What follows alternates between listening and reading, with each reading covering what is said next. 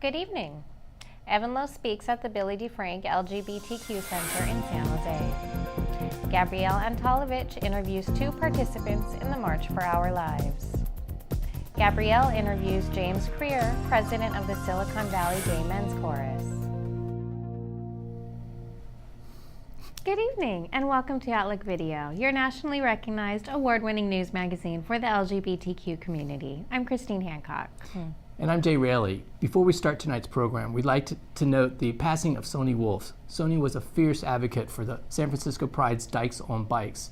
She was instrumental in establishing the tradition over 40 years ago of leading off the San Francisco Pride Parade with the loud and well-received Dykes on Bikes.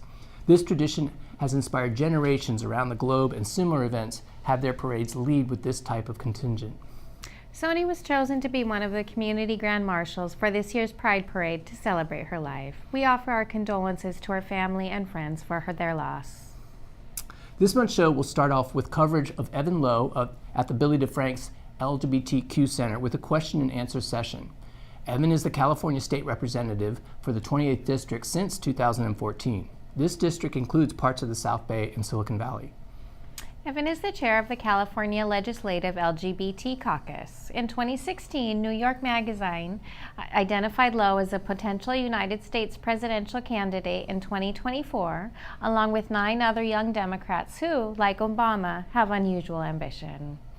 Next up, we have Gabriele Antolovich interviewing Julie Son and Hazel Stang with the March for Our Lives, the student-led demonstrations in support of gun control. March for Our Lives was a student-led demonstration in support of tighter gun control that took place on March 24, 2018 in Washington, D.C., with over 800 sibling events throughout the United States, including San Jose and around the world.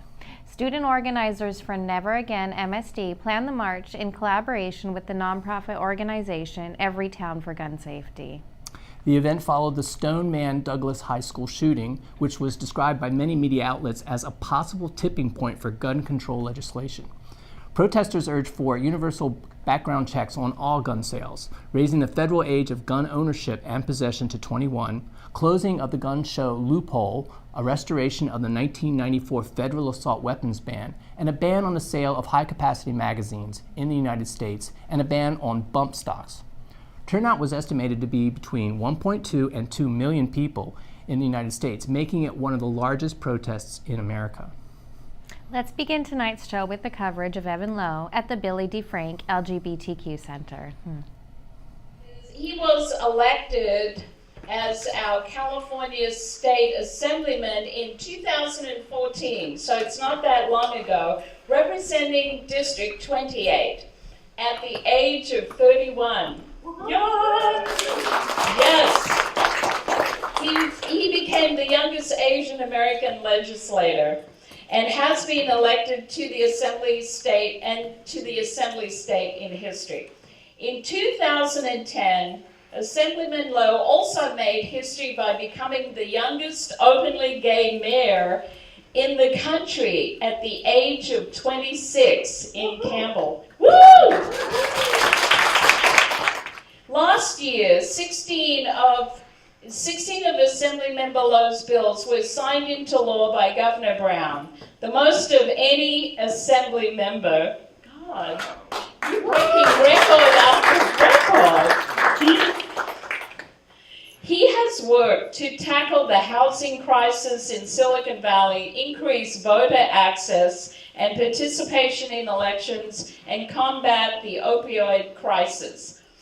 This year, Assemblymember Lowe is working to declare the practice of conversion therapy fraudulent.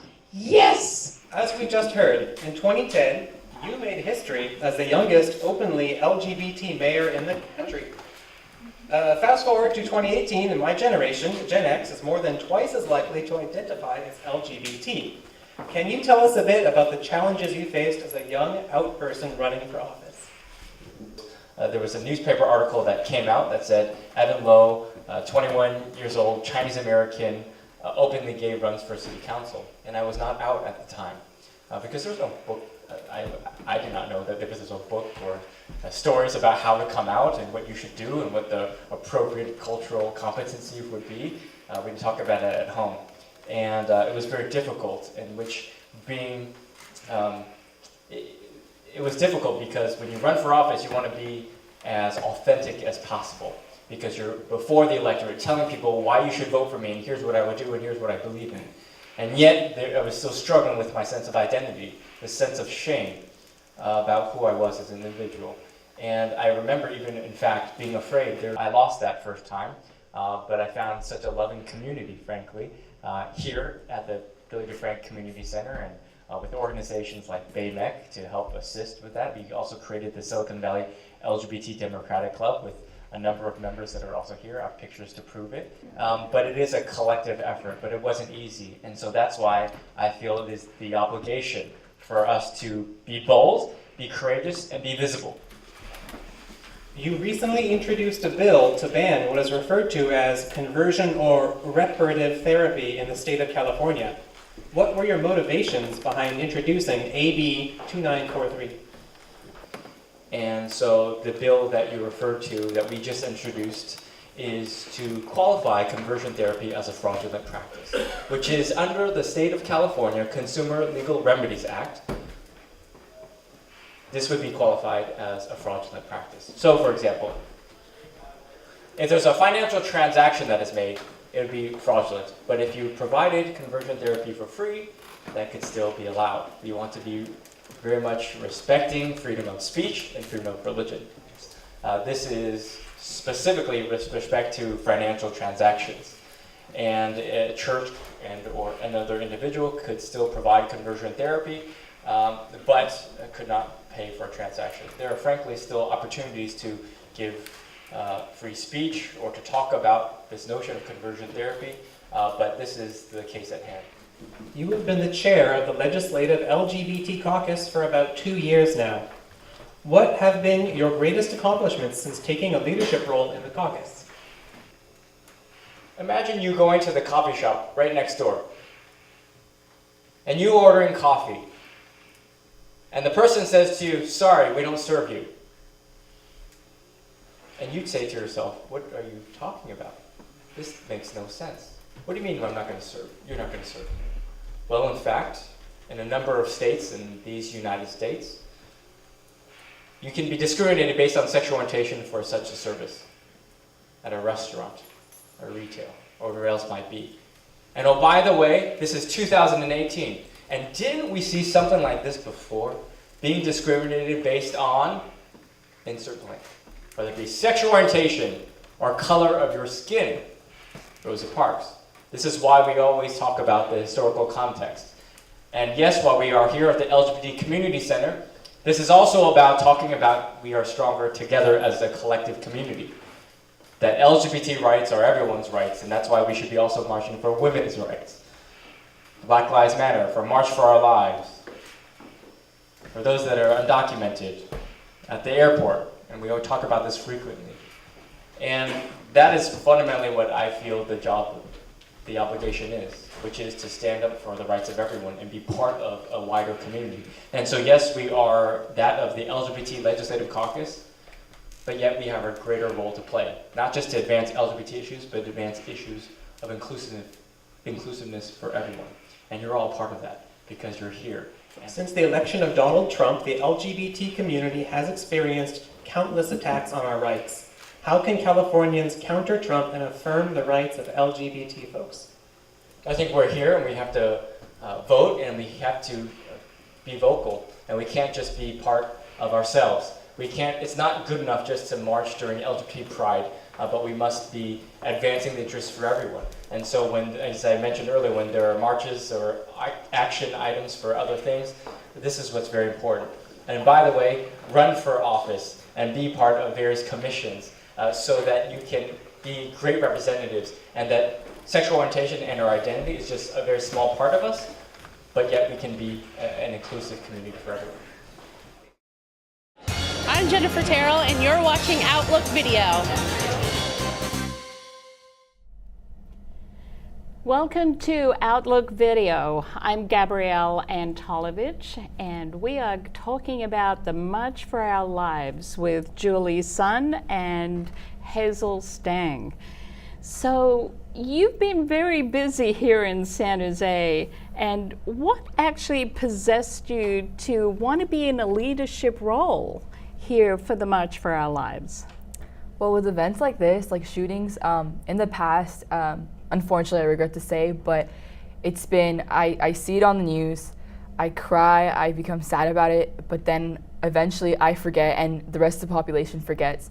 And it's like that almost every single time. And this time with Parkland shooting, I think what's different was that it was high schoolers.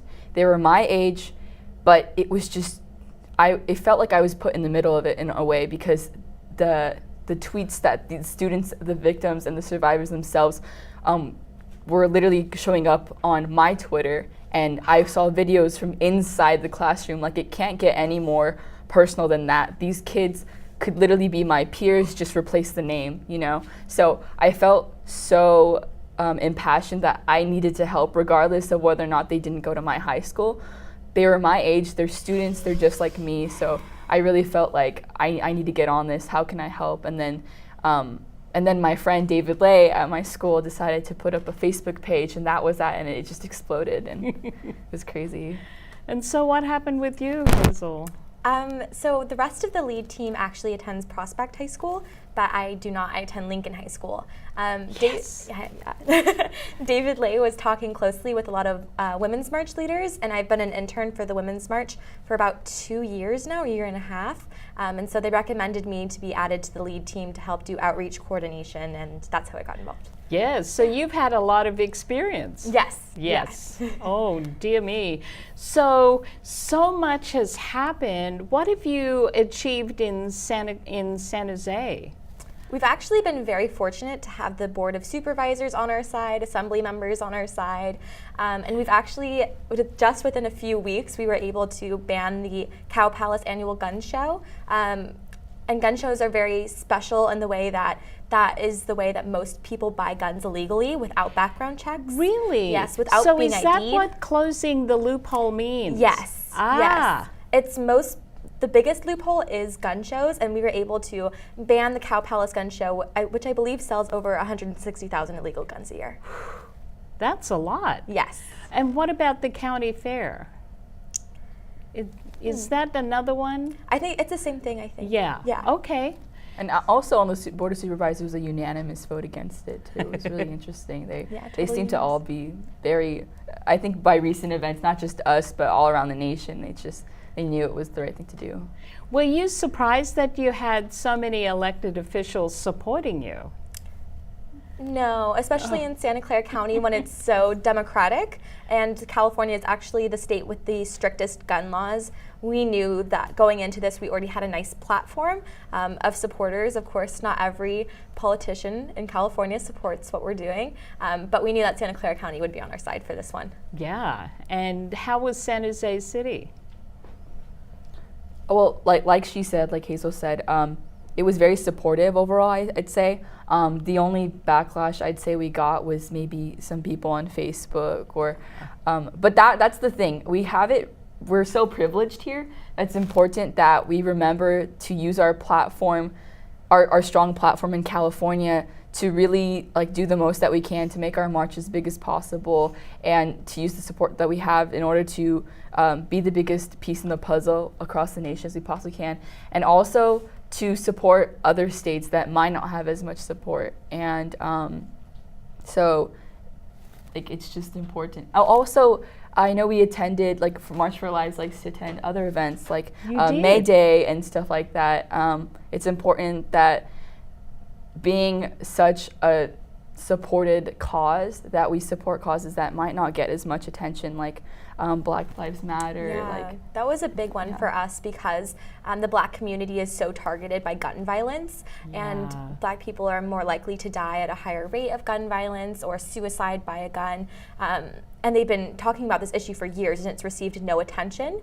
And so the biggest backlash that we received on Facebook is being a white person's movement, and only politicians care about this because a bunch of white children died. So it's important that we did this in conjunction with Black Lives Matter. We had talks with them, how can we help you? What's something that issues that we may be overlooking as a majority of, we didn't have any Black people on our main team. We were very well diverse in other ways. but it was important that we reached out to Black community leaders, especially the NAACP, and talked to them about what we could do to help them as well. So did they welcome you in, and are they working with you? It was more casual, just receiving some advice, but in the future I would love to make it more like of a board together. That's definitely our next year's goal, is definitely to add way more inclusivity and to reach out to prove that it really isn't an issue about race at all. It's an issue, it's a human issue. It's an all lives matter. It's not a left or right movement. It's not pro-gun versus anti-gun. It's literally student lives, and what can we do to save them? That's right. And I'm glad you're thinking about being intersectional and going to everything. Yes. You know, and did you imagine that this would be as big as it is? I always have high hopes when I jump into something new like this. I work a lot with the Recall Aaron Persky campaign, the Women's March, and so you never know which movements are sort of going to trickle off. And I had high hopes just knowing how predominant this issue is.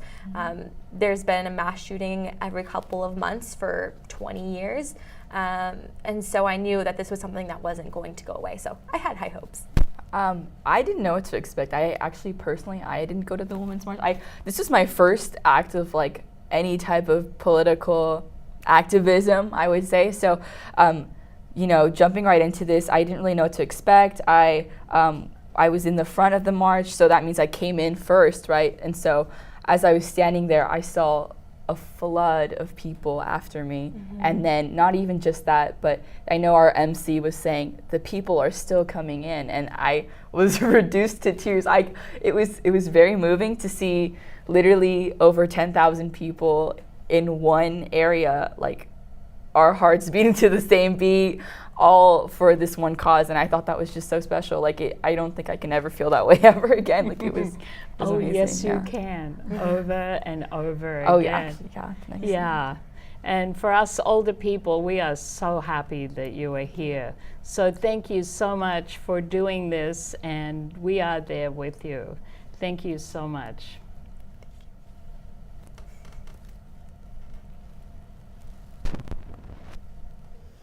What advice would you give to other young LGBT people considering a career in public service?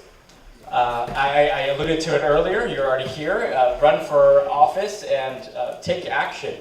I did not want to do politics. I didn't really like politics. It wasn't really in Chinese culture to do politics, and as a young person, not really.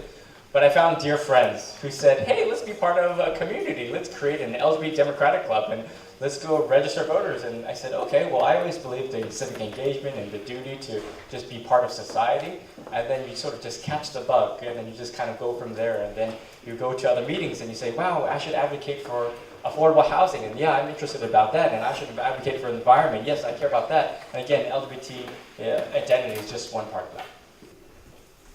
What method would you use to divert the notion that conversion therapy bill is anti-religion?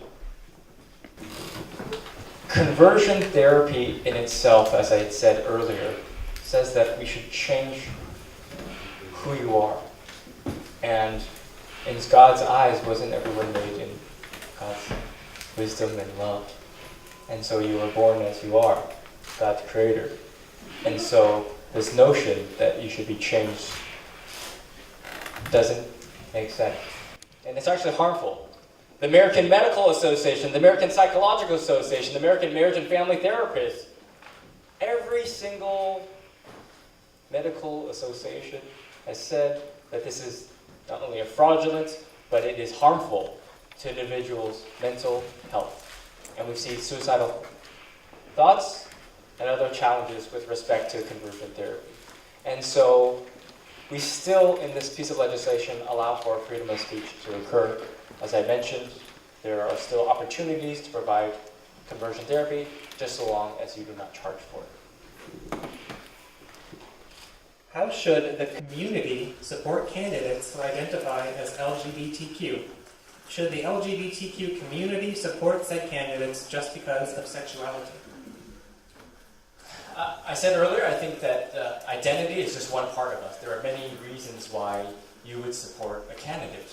whether or not they support the issues that you want, or fundamentally you may vote against them because of just one issue. You might be identifying yourself as a single issue voter. There's a wide variety, and I know that we have a wide variety of opinion on issues.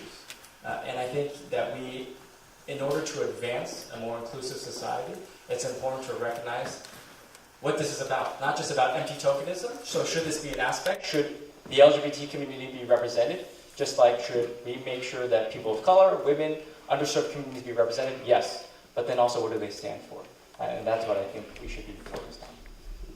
In the state legislature, did you know that California has more openly LGBT members of any other legislature in the nation? Out of 50 states, we have a total of 8, and it is the most diverse. 4 men, 4 women, 4 senators, 4 assembly members, female, male, Latino, really tall Jewish guy from San Francisco, Asian Pacific Islander, very diverse. But we still need more because we're still missing on the full inclusiveness of LGBTQ. But we've also made history by having the first female leader of the Senate who also happens to be a member of the LGBT community. And while we are in California, we become very complacent and safe in this community, I will tell you that it was not too long ago that members of the legislature were being chastised, or people would not associate, or people would not even shake hands with members of the LGBT community in the state legislature. We fast forward such a long way in the legislature now, where I'll tell you, even with respect to conversion therapy on the floor, the vote happened on Thursday, and on Monday, I had 4 Republican legislators, 4, come to me. And these are loving individuals. I've worked with them, I know them, they come with deep convictions. And they said, collectively, that they had a hard time waking up and looking at themselves in the mirror because they compromise on their own personal values, which is that they know that conversion therapy is a fraudulent practice, and that they know who I am and the other members of the LGBT community are, but that their constituency would not let them vote their conscience. And so that goes back to the point where we need to speak out and also be supportive of people who have demonstrated very much courageous positions, and thanking traditional Republicans who support equality and a more inclusive society as well. We love to get mail from you. Email us at comments@outlookvideo.org. To contact us by phone, call 408-293-3040, extension 205. Visit our website at outlookvideo.org.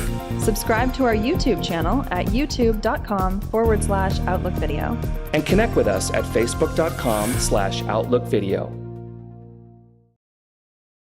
So you're the new board president for the Silicon Valley Gay Men's Chorus. What is that like? It's like mothering cats. Yeah, but that's every board president's job is, herding cats. But, is it more than just about singing? Well, to be honest with you, the experience for being president is quite fascinating, because you go in with your mindset that you want to accomplish this and do that.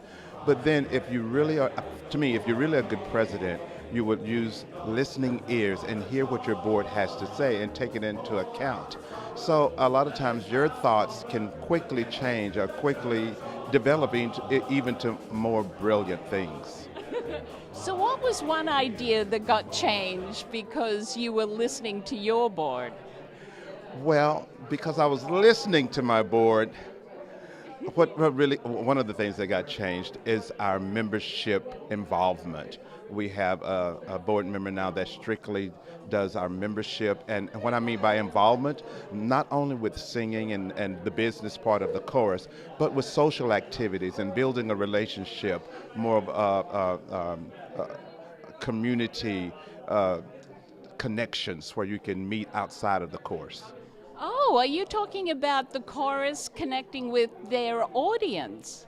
Well, not so much as connecting with their audience, which we are working on a program to do that. But right now, when you build that brotherhood, sisterhood within the organization itself, then you have the strength to go out beyond that. Ah, so that's what you're doing. That's One of the great. things, one of the things. Tell me one more thing that you're doing. What I'm really excited about, we have been more visible in the San Jose community than we've ever been since I've been a part of the organization. And I mean that by saying we've been able to honor some requests to sing at certain events. The latest one was at the State of the City, and it was quite, it was really good for us to be able to be a part of that. I consider us now the cultural ambassadors for San Jose. Fantastic. You can watch extended versions of our segments and archive past programs on Outlook Video's YouTube channel at youtube.com/OutlookVideo, and be sure to click on the subscribe button. And friend us on Facebook at facebook.com/OutlookVideo. This program is made possible by generous donations from viewers like you and talented volunteers behind the camera, whose names you'll see as we close. From all of us here at Outlook Video, thank you for watching, and we'll see you next month. Bye for now. I'm concerned about our older LGBT community members. Many have gone to hide their identities when moving into retirement communities or face renewed discrimination. How can you protect our older adults? Well, I welcome your engagement on telling me what we should be doing. What should the state be doing? I think, at least what comes to mind, is that we need to support many community services like the DeFrank Center, which I know has a nutrition program, an opportunity to be engaged in having a fostering of society. And that's also part of the challenge with respect to housing and limited income, and that's why we're focused on housing. That perfectly illustrates that all of the issues with respect to housing and transportation, cost of living, transcends all. Just because you're an LGBT senior doesn't mean that it's just specific to LGBT communities, but that is part of us all. And it is very difficult because in order to get an informed electorate, I find myself going to Bakersfield in the Central Valley and to Corona because I want to be as informed as possible when I'm voting on issues like water. And how will these votes on environmental issues have an impact on various communities?